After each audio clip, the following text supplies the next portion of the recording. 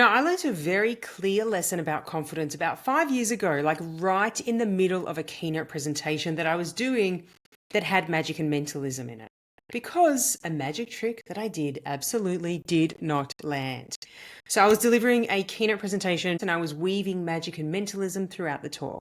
And it's one of my favorite formats because when this works, oh my gosh, does it work beautifully. People are so engaged and curiosity is just alive, and it's the most incredible experience to bring awe and wonder to people. I just love it. And normally I let volunteers put their hands up. They choose themselves because energy really matters in magic. And, often we either love magic or we hate magic, and we're very opinionated either way. And so I never want someone participating to come up against their will. But on this particular day, one person came up who actually did volunteer themselves, but something was just not right. Right? This person, she just kept pushing and pushing and pushing, and I would finish one effect and she'd say, another trick, another trick, another trick. And I will admit it, I was super distracted by that energy and by that pressure and by that level of interruption, because the energy that she was throwing in that moment into the space, into the experience, it wasn't curiosity. It was aggressive energy, and she wasn't there to actually participate. She was there to disprove the magic. Now,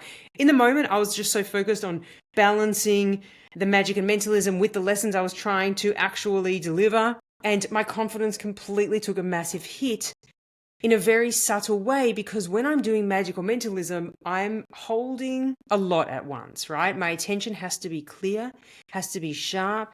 Timing is critical, language is critical, presence is essential. So in this moment when there was that pressure, go again, go again, go again, go again, because I want to disprove you, instead of pausing, I actually rushed. So I was trying to meet that expectation that she brought in and almost disprove the disproof, if that's even a thing that you can say. So I sped through the effects.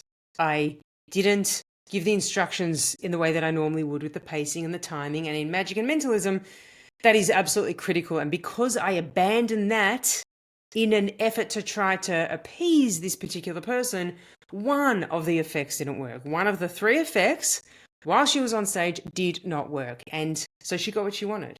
And in that moment of having a crack in the magic of her being able to say, see, I knew it wouldn't work, the cost wasn't just to me. The biggest cost was actually to the audience and to the experience, and for them to have an experience of a magic trick not working, which is just completely devastating to me.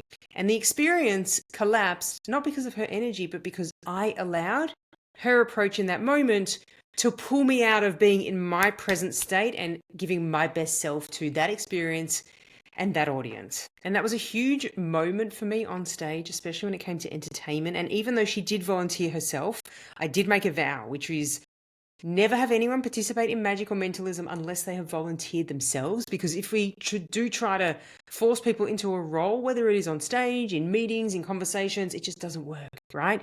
True confidence is actually knowing when to slow down instead of speed up.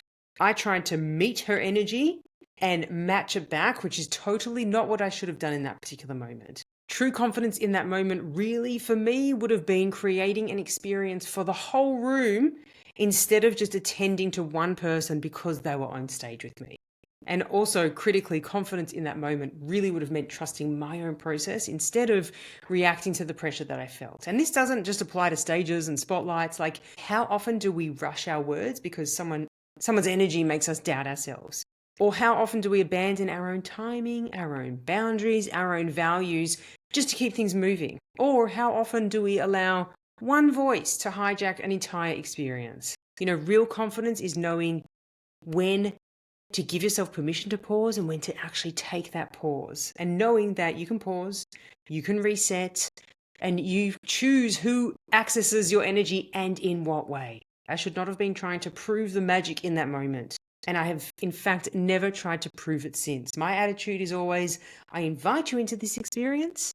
You might discover something about awe and wonder and surprise that you have forgotten and you haven't actually felt since you were a child.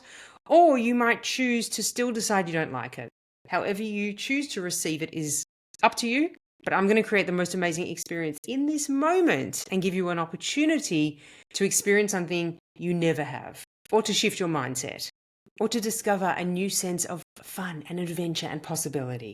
In trying to stick up for the magic in that experience with her, it just brought out the wrong energy. Confidence isn't about proving that you're right. It's about knowing who and what you're responsible for. And instead of reacting to an experience or a person or an energy or a moment or a mood, leading the experience from a place of grace and certainty. So if you're ever in the audience for one of my keynotes with magic and mentalism, or one of my MC gigs where I do magic and mentalism, or a pure magic and mentalism show, I'll never volunteer you, but I will always invite you to open a brand new doorway into a space of wonder, joy, adventure, and magic that you might have never experienced before. Catch you next episode.